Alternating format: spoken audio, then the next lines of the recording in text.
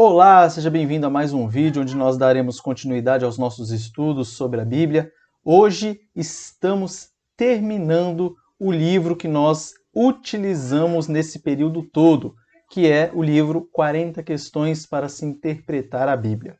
Hoje nós falaremos o que a Bíblia nos diz sobre o futuro. Ou seja, as partes do livro. Nós já falamos da parte 1, que era começando, nós falamos sobre texto, cânon e tradução. Na parte 2, nós falamos a respeito da abordagem à Bíblia de maneira geral. Na parte 3, falamos dos textos específicos. E agora nós entramos na parte 4, onde nós abordaremos assuntos em discussão recente. E dentre esses assuntos em discussão recente está o que a Bíblia fala a respeito do futuro. Nós temos que ter em mente que as curiosidades sobre o futuro são muito grandes. Todas as pessoas, a princípio, têm essa curiosidade. Afinal, o que acontecerá no futuro? Seja um futuro próximo, seja um futuro distante. A vantagem que nós cristãos temos é que nós sabemos o que o futuro nos reserva. Claro que não com muitos detalhes, não tudo que é para saber nós sabemos, mas o que interessa nós sabemos. E nós falaremos hoje aqui daquilo que interessa e também levantaremos aqui algumas questões controvertidas aí entre os cristãos que é bom a gente saber. Então vejam o que diz no Evangelho de Marcos, capítulo 13, nos versículos 21 a 23. Então, se alguém vos disser, eis o Cristo, ou ei-lo ali, não acrediteis, pois surgirão falsos cristos e falsos profetas, operando sinais e prodígios para enganar, se possível, os próprios eleitos. Estai vós de sobreaviso, tudo vos tenho predito. Então percebam que o próprio Jesus Cristo nos alertou que haveriam falsos cristos e falsos profetas, falando a respeito das coisas que haveriam de acontecer. E nos alertou para que nós não caíssemos nos papos furados desse pessoal. E qual que é a fonte firme que nós temos que nos agarrar para saber o que acontecerá no futuro? As Sagradas Escrituras. A Bíblia nos traz várias promessas, algumas que já foram cumpridas, outras que ainda estão por cumprir, e algumas que já foram cumpridas parcialmente. E nós só temos segurança na palavra de Deus. Então, o primeiro ponto que nós temos que tomar cuidado é não sermos enganados por falsos mestres e falsas doutrinas. O que a Bíblia, então, ensina claramente sobre o futuro? Como eu já disse, tem coisas que nós não sabemos. Tem coisas que não tem jeito de nós sabermos, dada a limitação que nós temos por causa do pecado, por nossa infinitude, por causa da nossa pequenez. Mas o que interessa nós sabemos. E afinal, então, o que a Bíblia claramente nos ensina sobre o futuro. Nós primeiro trataremos de assuntos escatológicos sobre os quais os cristãos concordam. Depois nós falaremos aqueles assuntos que os cristãos discordam. Primeiro ponto. Jesus virá. Isso é importantíssimo saber a respeito do futuro. Jesus virá em forma corpórea e visível para consumar seu reino eterno. Veja o que diz Atos capítulo 1, versículos 10 e 11. E estando eles com os olhos fitos no céu, isso foi quando Jesus Cristo estava ascendendo aos céus. Os discípulos estavam aqui olhando e Jesus Cristo estava aqui ascendendo aos céus. Finjam que isso aqui são nuvens. E aqui a terra. E estando eles, os discípulos, com os olhos fitos no céu, enquanto Jesus subia, eis que dois varões vestidos de branco, ou seja, que são anjos, se puseram ao lado deles e lhes disseram, varões galileus, por que estáis olhando para as alturas? esse Jesus que dentre vós foi assunto ao céu, ou seja, subiu aos céus, virá do modo como vistes subir. Ou seja, nós temos a certeza que Jesus voltará. Em 1 João 3,2 diz: Amados, agora somos filhos de Deus e ainda não se manifestou o que haveremos de ser. Sabemos que, quando Ele se manifestar, Jesus Cristo, seremos semelhante a Ele, porque haveremos de vê-lo como Ele é. Então, uma das certezas principais que nós temos é que Jesus virá. Quanto a esse retorno de Jesus, a Bíblia nos ensina a estarmos preparados para Ele. Não podemos ser negligentes. Ninguém sabe quando Jesus voltará. Muita gente já tentou adivinhar as datas e sempre se deram mal. Por isso que nós não devemos ficar especulando quando será. Ele mesmo disse que só o Pai tinha conhecimento da data. Então a Bíblia nos exorta a vigiar enquanto Jesus Cristo não volta. E esse vigiar, ele envolve a administração fiel do nosso tempo, das capacidades e dos recursos que o Senhor confiou ao seu povo. Você já deve ter ouvido diversas vezes as Escrituras dizer que somos mordomos, nada nos pertence, nem o nosso tempo. Nossa vida não nos pertence, nossos bens materiais não nos pertencem. Nada é nosso, tudo é de Deus. E Deus, pela sua boa mão, Ele nos permite sermos mordomos, nos permite administrar essas coisas. E esse vigiar envolve sermos fiéis na administração daquilo que está para nós administrarmos. Os cristãos devem servir fielmente ao Senhor para não serem envergonhados diante dele por ocasião de sua volta. Então, encerrando esse primeiro ponto, nós temos que ter bem claro em nossa mente que a Bíblia é clara ao dizer que Jesus voltará e que nós devemos vigiar, pois não sabemos quando ele virá, e devemos ser fiéis na administração de tudo que está ao nosso alcance para não sermos envergonhados quando Jesus Cristo voltar. O segundo ponto que nós trataremos é: o retorno de Jesus revelará os verdadeiros crentes. Se revelará os verdadeiros crentes, também revelará os falsos crentes. Mateus 7,23 diz: Então lhes direi explicitamente. Quem vai dizer? Jesus. Lhes direi explicitamente: nunca vos conheci. Apartai-vos de mim, os que praticais a iniquidade.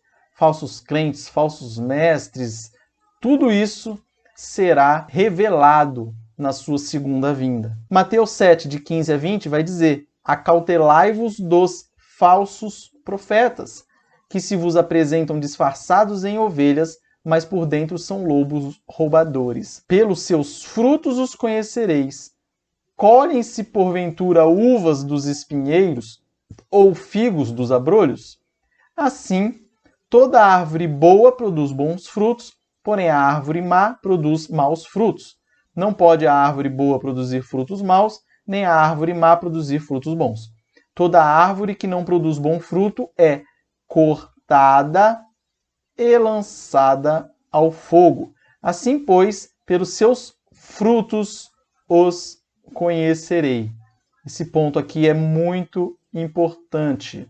Então, o retorno de Jesus revelará aqueles que não pertencem a ele. Vai revelar quem deu fruto, quem é o Filho de Deus e quem não é. O terceiro ponto é que, no tempo entre a primeira e a segunda vinda de Jesus, haverá um período de agitação política, espiritual e ambiental.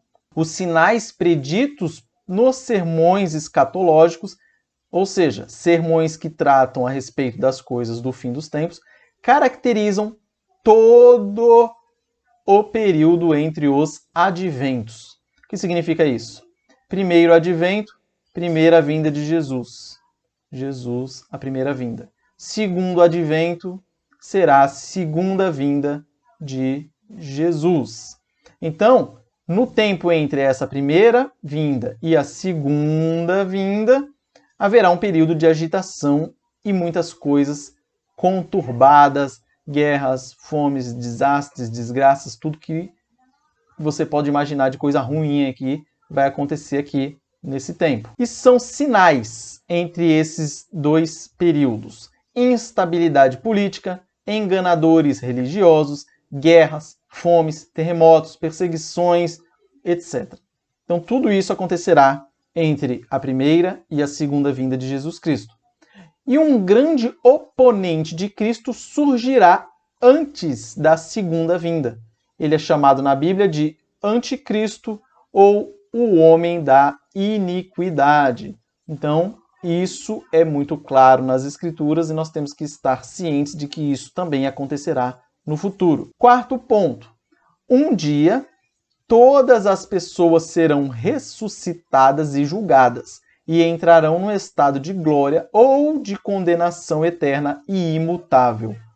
Prestem atenção nessa partícula.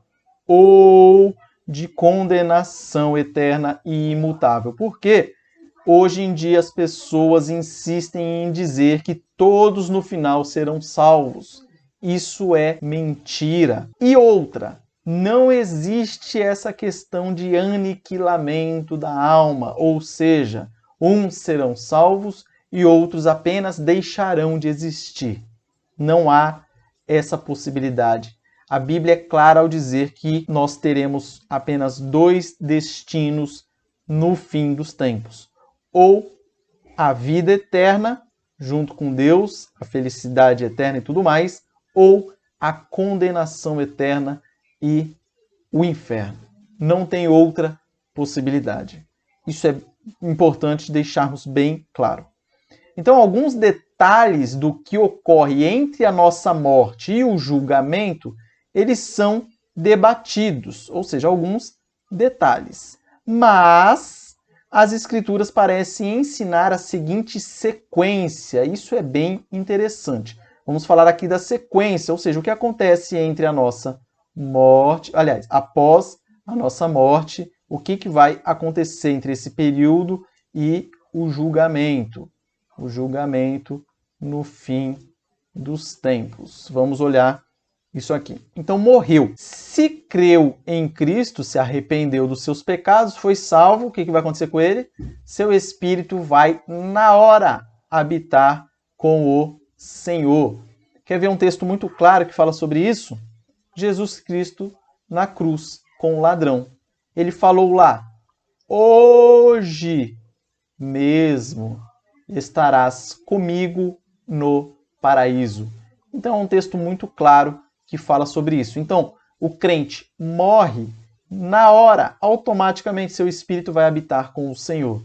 Aqui algumas referências, caso você queira dar uma pesquisada depois. Se não creu, ou seja, se a pessoa é uma ímpia, uma pagã, que não se arrependeu dos seus pecados, não creu em Cristo Jesus, automaticamente também ela vai para um lugar de tormento.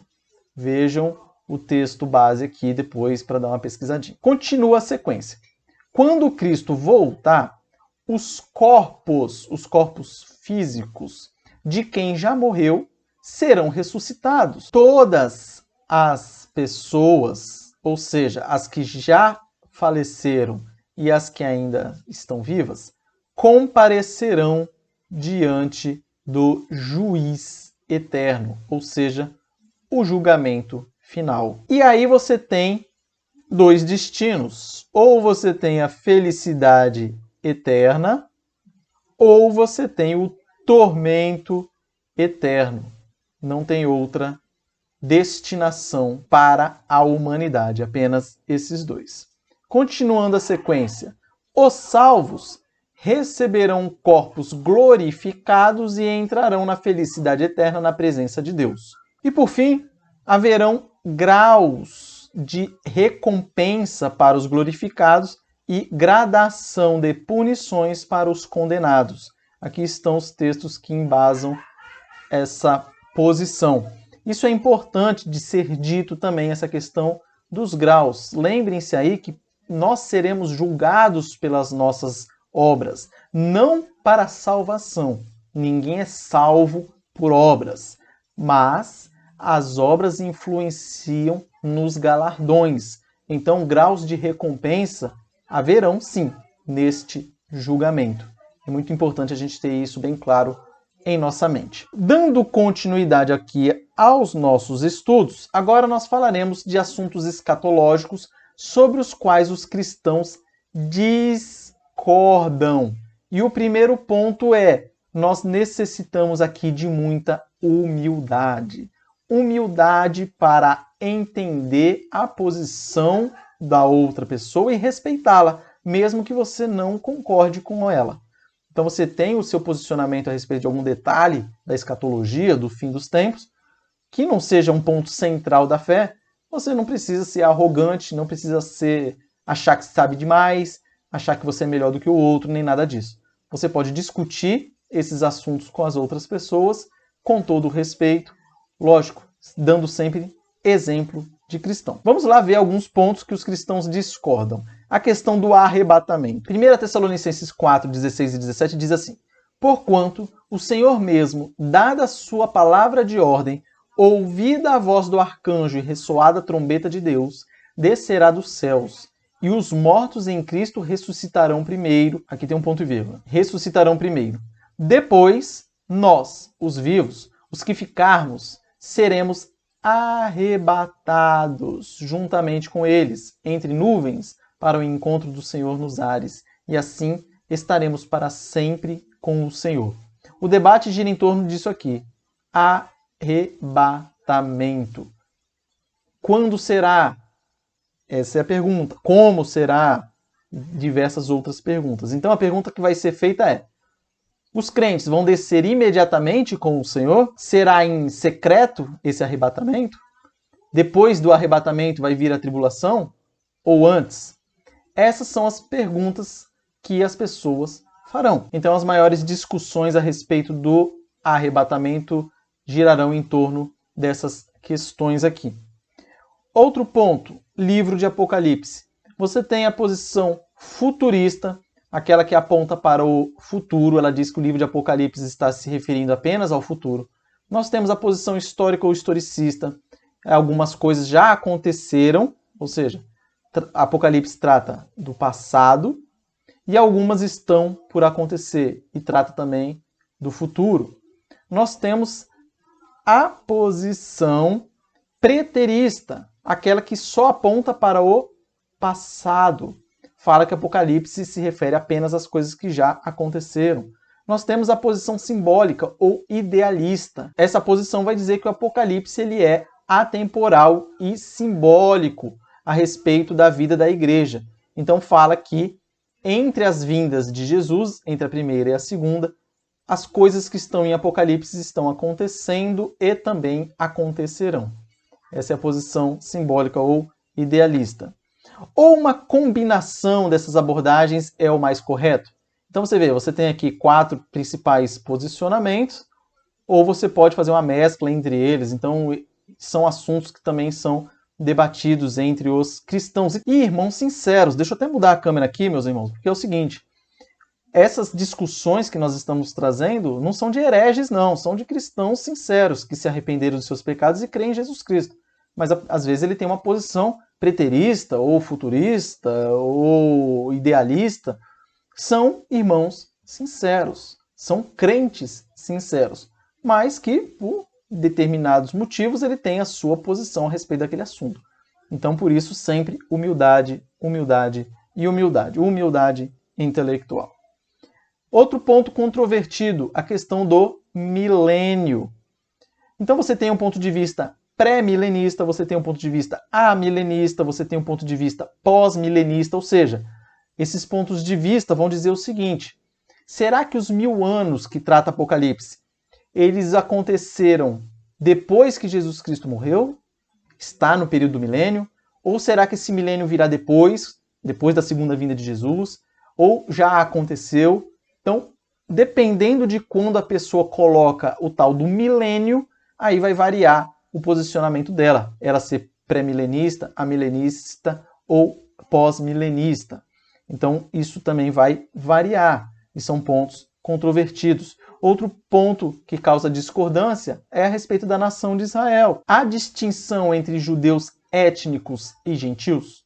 Ou seja, o povo judeu, ele tem algum privilégio por ter nascido naquele pedaço de terra ali, por ser judeu? Ou será que não?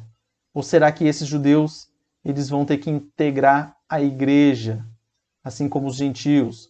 Então, alguns vão dizer que os judeus étnicos, eles têm algum grau de prevalência sobre os gentios, aqueles que nasceram fora do território de Israel. Então, também vai causar discordância essa posição. Então, conclusões que nós chegamos de tudo isso. Primeiro, humildade em primeiro lugar nessas questões que não são centrais, nessas que a Bíblia não é clara. Nas coisas que a Bíblia é clara, não pode ter discussão. Por exemplo, Jesus voltará. Tem gente que diz que ele já voltou. Tem gente que diz que ele está por aí. Tem gente que se apresenta como Jesus Cristo. Então aí não dá, né? Aí não dá para concordar com isso. Mas agora, questões secundárias de como será isso, então você tem que ter humildade para entender ou para saber que outras pessoas têm posicionamentos diferentes do seu e isso não torna ele ou ela inimigo seu. Outra conclusão, Jesus voltará. Claro que voltará, e isso tem que estar sempre na nossa mente.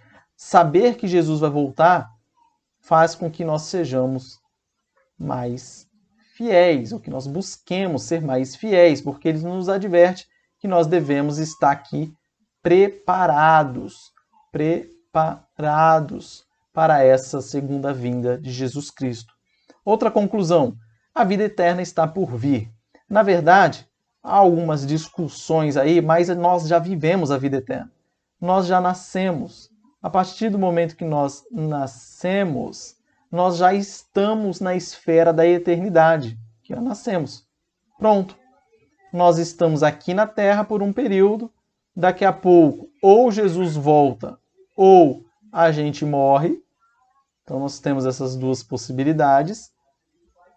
Mas de qualquer forma, a partir daqui vamos ou para o céu, vamos falar genericamente, ou para o inferno. Então, nós já estamos na eternidade.